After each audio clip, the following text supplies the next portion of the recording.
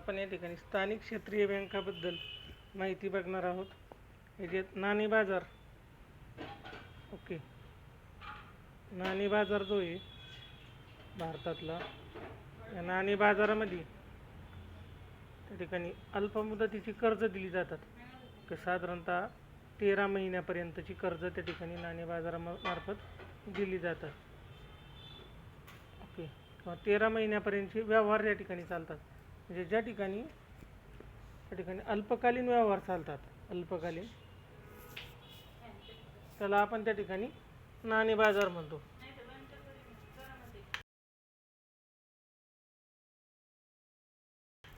नाणी बाजार म्हणतो. अल्पकालीन व्यवहार ज्या ठिकाणी चालतो त्याला आपण नाणी बाजार म्हणतो. तर नाणी बाजारामध्ये त्या ठिकाणी संघटित क्षेत्र आहे, असंघटित क्षेत्र आहे, दोन प्रकार आहेत नाणी बाजाराचे. ओके, तर जे असंघटित क्षेत्र आहे त्याच्यामध्ये सराफी पिढीवाले वगैरे असतील किंवा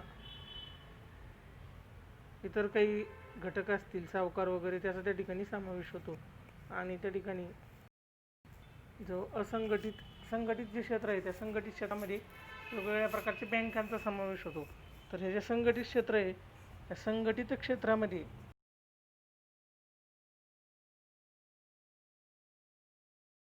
ओके, नाणे बाजार जो आहे,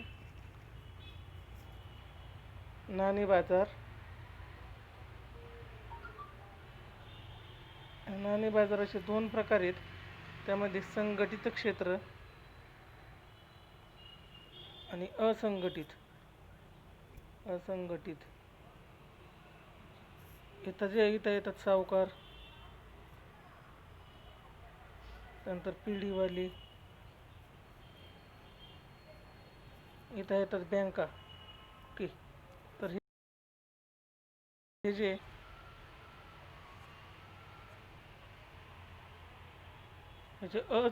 संघटित क्षेत्र आहे या संघटित क्षेत्रामध्ये बँका येतात. तर बँकाचे दोन प्रकार आहेत. कोणत्या बँका आहेत? व्यापारी बँका आणि दुसरा प्रकार येतो म्हणजे सहकारी बँका. व्यापारी बँका आणि सहकारी बँका. ओके, तर ह्या ज्या व्यापारी बँका आहेत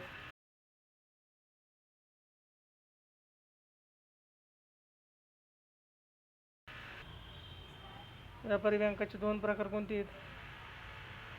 ओके, सार्वजनिक क्षेत्रातल्या बँका आहेत आणि दुसऱ्या प्रकारे खाजगी. ओके, सार्वजनिक क्षेत्रातल्या बँका आणि क्षेत्रातल्या बँका. आणि सहकारी क्षेत्रामध्ये तीन प्रकारचे बँका आहेत. राज्य सहकारी बँक, ज्याला आपण मध्यवर्ती शिखर बँक म्हणतो. राज्य सहकारी बँकेला आपण शिखर बँक त्या ठिकाणी म्हणतो. त्यानंतर पुढचं आहे जिल्हा मध्यवर्ती बँक.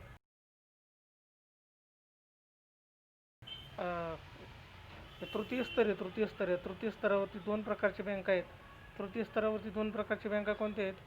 तर यामध्ये प्राथमिक कृषी सहकारी पतसंस्था आणि इकडे नागरी सहकारी बँका. सहकारी बँकाचे तीन प्रकार.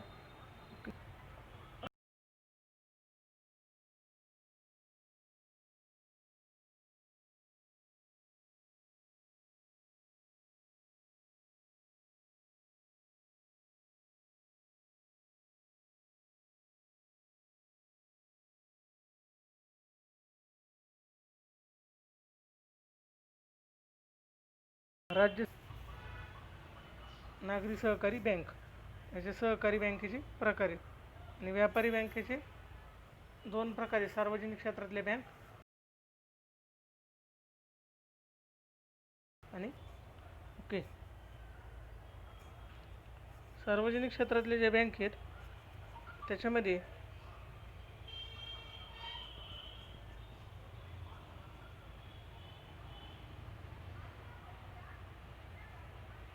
सार्वजनिक क्षेत्रातल्या बँकेमध्ये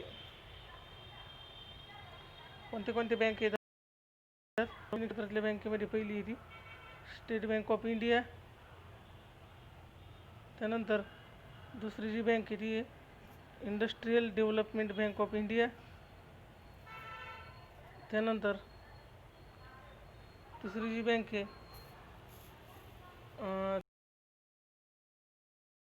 त्या म्हणजे नॅशनलाइज बँक, राष्ट्रीयकृत म्हणजेच नॅशनलाइज बँक. त्यानंतर जी बँक आहे ती त्या ठिकाणी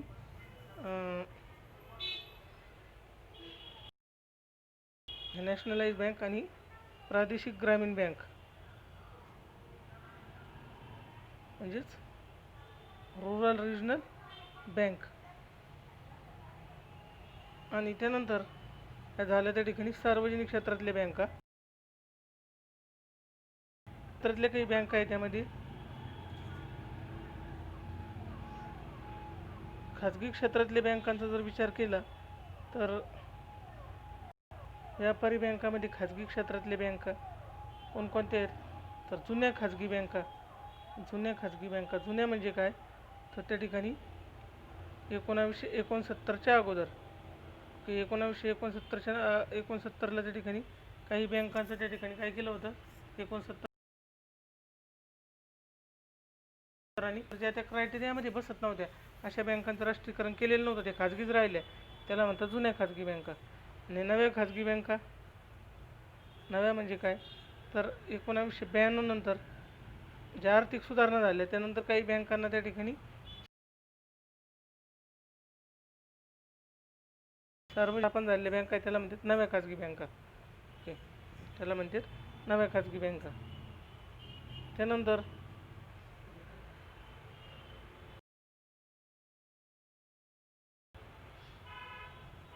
ते म्हणजे त्या ठिकाणी स्थानिक क्षेत्रीय बँका हे खाजगी बँकाचा प्रकार आहे.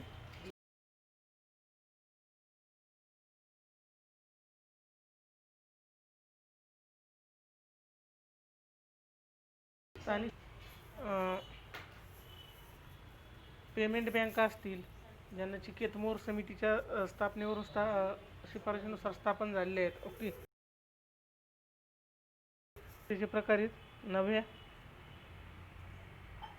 नव्या सांगितल्या आत्ताच, 1992 नंतरच्या जुन्या, राष्ट्रीयकरणाच्या अगोदरच्या. त्यानंतर लघु वित्त बँका, त्यानंतर पेमेंट बँका. ज्या पेमेंट बँका आहेत ह्या त्या ठिकाणी केनियाच्या धर्तीवरती बँक स्थापन केलेल्या आहेत. ह्या केनियाच्या धर्तीवरती नचिकेत मोर समितीच्या शिफारशीनुसार नचिकेत मोर समितीच्या शिफारशीनुसार या स्थापन केलेल्या बँका होत्या. ओके, अशा पद्धतीच्या 4 खाजगी बँका आहेत आणि दुसऱ्या त्या म्हणजे महत्त्वाच्या म्हणजे स्थानिक क्षेत्रीय बँका. यातलाच 5वा एक प्रकारे स्थानिक क्षेत्रीय बँका. ओके, एक मिनिट. एक प्रकार येतो म्हणजे स्थानिक क्षेत्रीय बँका. तर स्थानिक क्षेत्रीय बँकाबद्दल थोडक्यात माहिती इथं बघायची. स्थानिक क्षेत्रीय बँका खाजगी क्षेत्रातल्या बँका आहेत. त्याला आपण काय म्हणतो लोकल एरिया बँक. आता या लोकल एरियाच्या बँक आहेत ह्याच्या स्थापन झाल्यात त्या ठिकाणी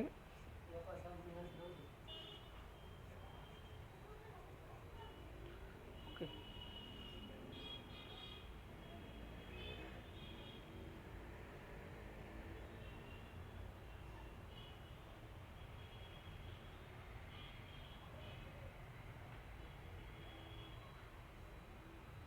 लोकल एरिया बँक जे आहेत लोकल एरिया बँकेची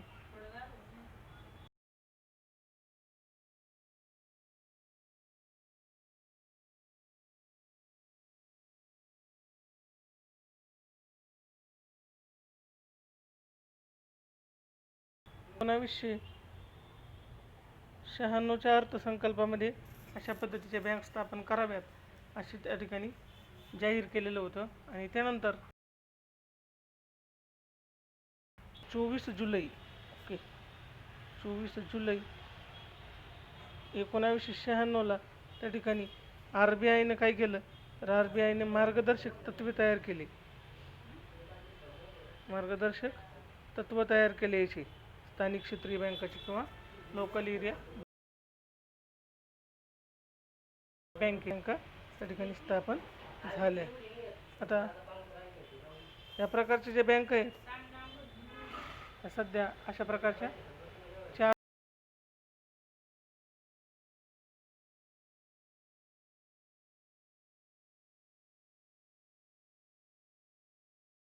4 बँका.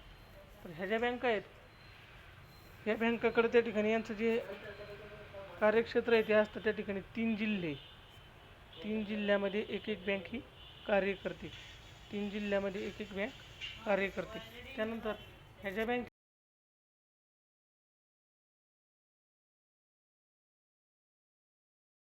जास्त भाग भांडवल जे आहे ते असतं त्या ठिकाणी 5 कोटी एवढं याचं भाग भांडवल असतं. 5 कोटी एवढं याचं भाग भांडवल. यांना त्या ठिकाणी कार्यक्षेत्राच्या बाहेर काम करता येत नाही. कार्यक्षेत्र जे त्यांचं नेमलेलं त्याच्या बाहेर त्या ठिकाणी काम करता येत नाही यांना. कार्यक्षेत्राच्या बाहेर काम करता येत नाही, कार्यक्षेत्रातच काम करावं लागतं त्या ठिकाणी आहेत. आता सध्या ज्या या प्रकारच्या बँका अस्तित्वात आहेत त्या कोणत्या येतात 3 बँक त्या ठिकाणी अस्तित्वात आहेत. त्या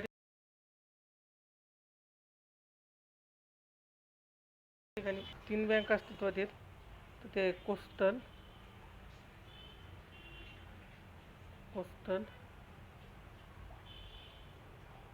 लोकल एरिया बँक. त्यानंतर अजूनही त्या ठिकाणी इथं जे मुख्यालय हे त्या ठिकाणी विजयवाडा. जे मुख्यालय ते त्या ठिकाणी विजयवाडा. त्यानंतर दुसरी जी बँक आहे यातली ती त्या ठिकाणी कृष्णा भीमा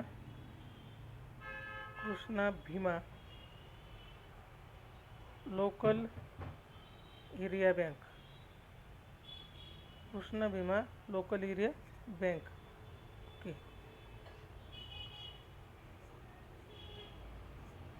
आणि यातली जी तिसरी बँक आहे Krishna Bhima local area bank जी आहे हिचं जे मुख्यालय ते त्या ठिकाणी मेहबूबनगर. कृष्णा भीमा लोकल एरिया बँकेचं हिचं जे मुख्यालय ते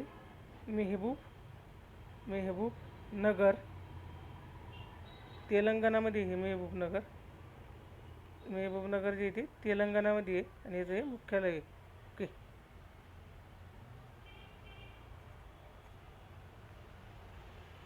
त्यानंतर यातली जी तिसरी जी त्या ठिकाणी स्थानिक क्षेत्र किंवा लोकल एरिया बँक आहे ती महाराष्ट्रात तिचं नाव आहे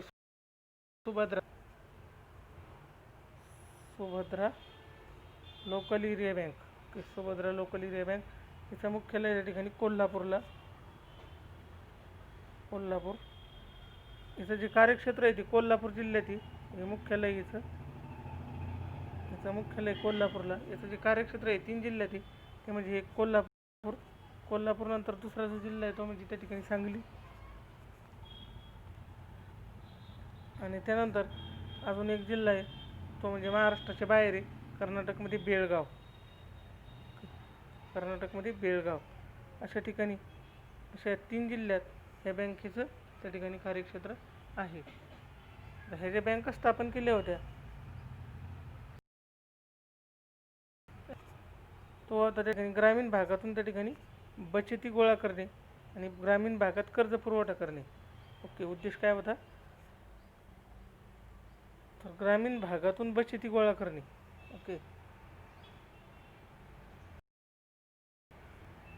किंवा ग्रामीण भागातून त्या ठिकाणी ठेवी जमा करणे वगैरे, ग्रामीण भागातून ठेवी जमा करणे, ठेवी किंवा बचती गोळा करणे, बचत करणे आणि यातून त्या ठिकाणी काय करायचं, कर्ज पुरवठा करायचं, कर्ज पुरवठा अशा पद्धतीचं याचं काम होतं स्थानिक क्षेत्रीय बँकांचं.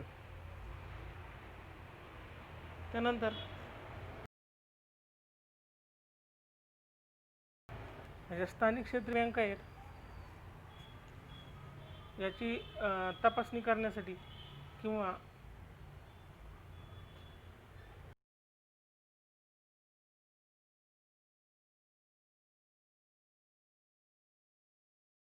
रामचंद्रन समिती 2002ला रामचंद्रन समिती स्थापन केली होती.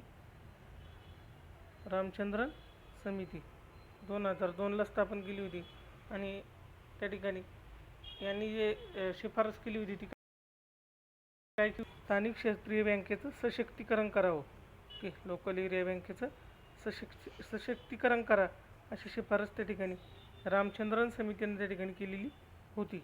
त्यानंतर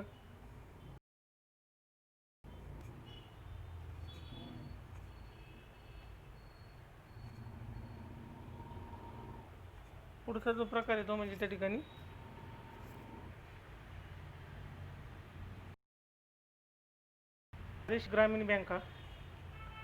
प्रादेशिक ग्रामीण बँका ह्या ज्या प्रादेशिक ग्रामीण बँका आहे ह्या त्या ठिकाणी शासकीय बँका आहेत. ओके,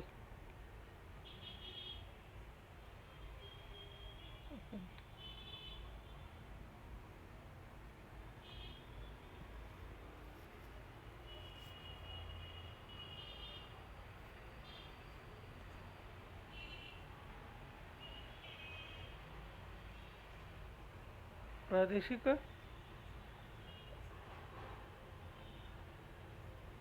ग्रामीण बँका, ज्या प्रादेशिक ग्रामीण बँका आहेत ह्या त्या ठिकाणी कशा आहेत, तर या त्या ठिकाणी सार्वजनिक क्षेत्रातल्या बँका आहे, खाजगी क्षेत्रातल्या नाही आहेत. आणि ज्या लोकल एरिया बँका होत्या त्या खाजगी क्षेत्रातल्या होत्या. या प्रादेशिक ग्रामीण बँका ह्या सार्वजनिक क्षेत्रातल्या बँका आहेत.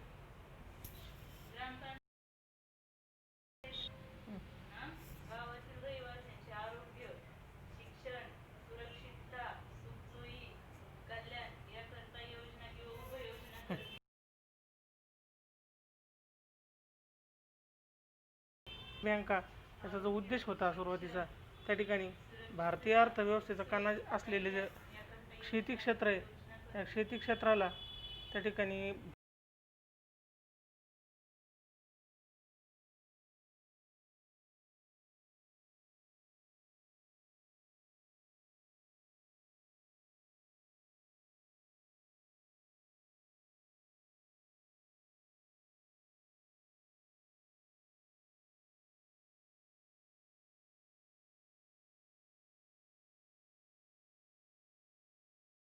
भांडवल दुर्बल घटक आहे त्यांना अर्थसहाय्य कसं करावं, यांना अर्थसहाय्य कसं करता येईल याच्याशी उपाययोजना करण्यासाठी किंवा याचा एक आराखडा तयार करण्यासाठी 1975 साली नरसिंहम यांच्या अध्यक्षतेखाली एक समिती नेमली होती. नरसिंहम यांच्या अध्यक्षतेखाली रूरल रिजनल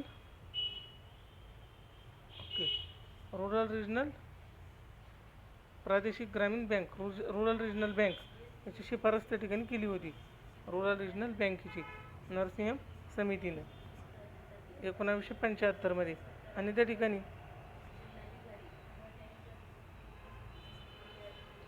2 ऑक्टोबर 1975ला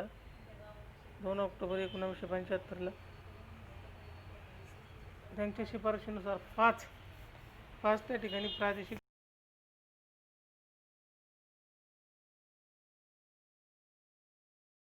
ग्रामीण ज्या 5 प्रादेशिक ग्रामीण बँका आहेत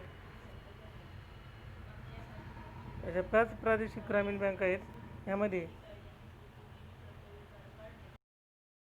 ज्या स्थापन केल्या जातात ज्या प्रादेशिक ग्रामीण बँका स्थापन केल्या जातात कशा पद्धतीने स्थापन केल्या जातात, त्याला 50% जे आहे त्या ठिकाणी केंद्र सरकारकडून निधी दिला जातो किंवा केंद्र सरकारचं भांडवल असतं.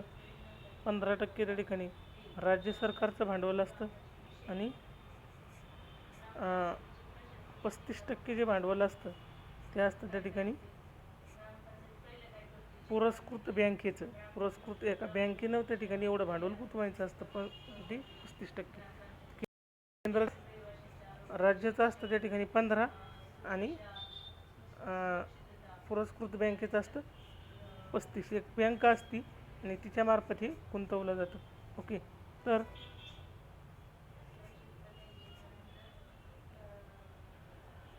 2 ऑक्टोबर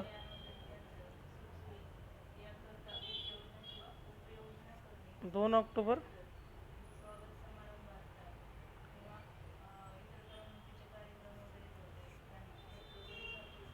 2 ऑक्टोबर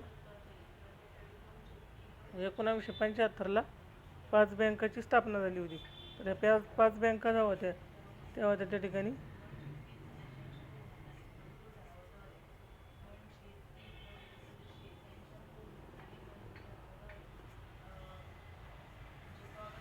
पहिली जी बँक होती याच्यामध्ये प्रादेशिक ग्रामीण बँक पहिली मोरादाबाद. दुसरी जी होती ती त्या ठिकाणी होती भिवानी. पश्चिम बंगालमध्ये होतं. भिवानी आपल्या याच्यात पंजाबमध्ये, भिवानी पंजाबमध्ये होतं, पंजाब. तिसरी जी होती ती होती त्या ठिकाणी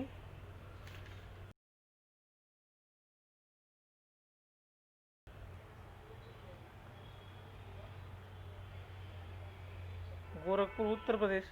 चौथी जी होती त्या ठिकाणी ती होती मालदा किंवा मालडा, ही होती त्या ठिकाणी पश्चिम बंगाल.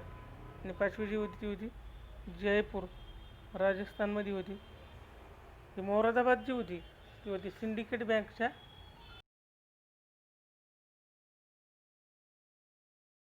मध्ये होती. सिंडिकेट बँकेच्या द्वारे पुरस्कृत होती. ही जी होती भिवानी ही होती Punjab National Bank. Punjab National Bank. Gorakhpur जी होती ती होती स्टेट बँक ऑफ इंडिया. नंतर मालडाची जी होती ती होती त्या ठिकाणी युनायटेड बँक.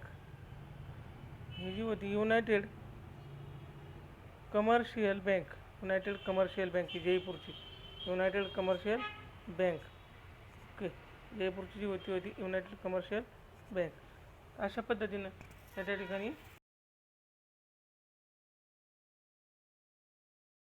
त्या ठिकाणी झाली होती 2 ऑक्टोबर 1975ला 5. तर जे उद्दिष्ट होते यांच्या मागचे RRBच्या म्हणजे त्या ठिकाणी रुरल रिजनल बँक यांच्या स्थापनेमागील जे उद्देश होते ते त्या ठिकाणी कोणकोणते होते, तर त्यामध्ये होतं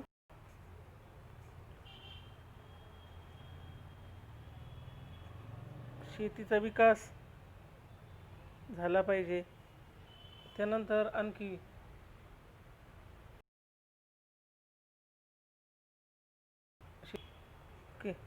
ग्रामीण भागात सुधारणा वगैरे, ग्रामीण सुधारणा. त्यानंतर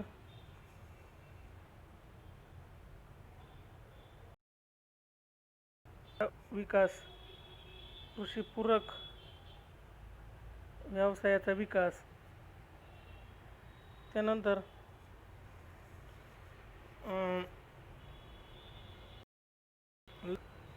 लघु उद्योगाचा विकास, लघु उद्योग. त्यानंतर सावकारशाहीला पायबंद घालणं. सावकारशाही होती सावकारशाहीला पायबंद घालणं असे काही याचे उद्देश होते. तर यासाठी त्या ठिकाणी या बँका त्या ठिकाणी स्थापन केली. ओके, त्यानंतर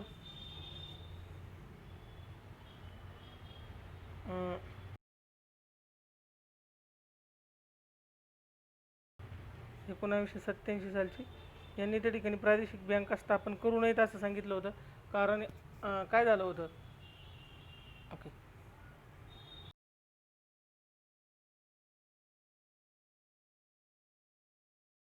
करू नयेत असं सांगितलं होतं. कारण त्या ठिकाणी याचा व्यवस्थित विस्तार वगैरे झाला नव्हता. या बँका त्या ठिकाणी अकार्यक्षम झाल्या. बँका स्थापन करू नयेत अशी शिफारस त्या ठिकाणी केलेली होती. आणि ह्या ज्या बँका आहेत याच्यावरती जे नियंत्रण असतं ते असतं नाबार्डचं. ओके, ह्या ज्या बँका आहेत त्याच्यावरती नियंत्रण त्या ठिकाणी नाबार्डचं असतं, प्रादेशिक ग्रामीण बँकांवरती. त्यानंतर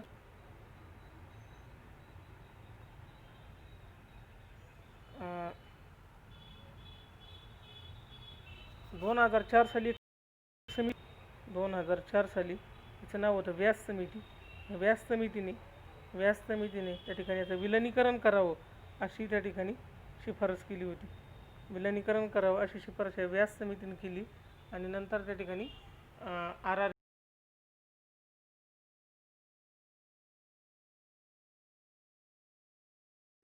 पण 56 त्या ठिकाणी प्रादेशिक ग्रामीण बँका अस्तित्वात आहेत. याच्यामध्ये त्या ठिकाणी 7 ज्या प्रादेशिक ग्रामीण बँका आहेत त्या UP-मध्ये 7 आहेत त्या UP-मध्ये आहेत. आणि महाराष्ट्रात फक्त 2 आहेत. ओके, महाराष्ट्रात फक्त त्या ठिकाणी 2 प्रादेशिक ग्रामीण बँका आहेत. महाराष्ट्रातल्या ज्या प्रादेशिक ग्रामीण बँका आहेत त्या म्हणजे त्या ठिकाणी महाराष्ट्र ग्रामीण बँक, महाराष्ट्र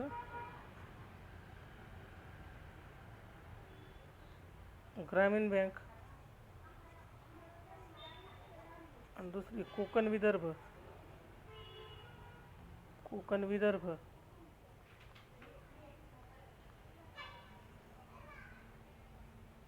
ग्रामीण बँक, कोकण विदर्भ ग्रामीण बँक. आता ही जी आहे ही महाराष्ट्र बँक ऑफ महाराष्ट्र याच्या पुरस्कृत आहे. बँक ऑफ महाराष्ट्राने पुरस्कृत केली त्याच्या. ही जी आहे ही त्या ठिकाणी बँक ऑफ इंडिया यांच्या पुरस्कृत बँक आहे. अशा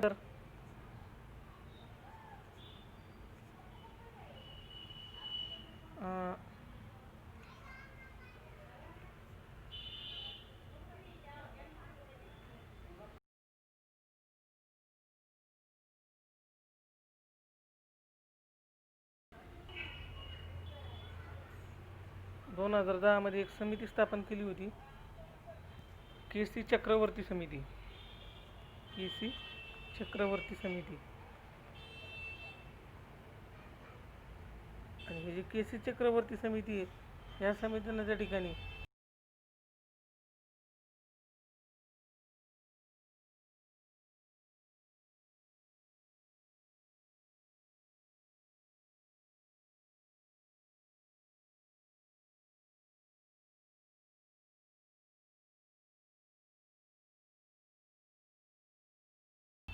लोकल